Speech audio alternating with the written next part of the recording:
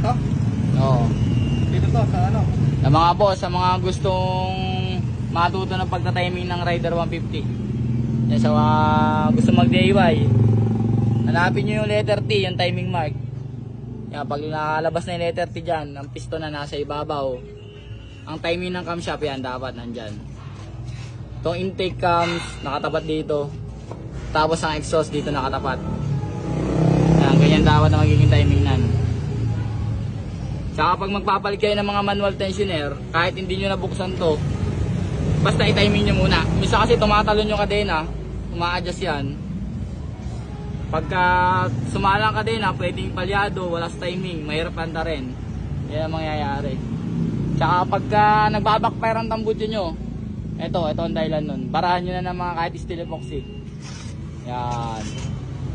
Barahan nyo na yung steel epoxy yan para mawala ang backfire. Tsaka yung tornilyo ng ano, ng cam holder. Dalawang klase yun eh. Yung isa full thread, yung isa half thread lang. Sa full thread, kung ano yung may dowel, dun nakapesto yun. Yan, dyan nakapesto dapat yun. Tapos ito, sa walang dowel. Yan, ganyan ang forma nun. O, yun lang mga boss. Maraming salamat.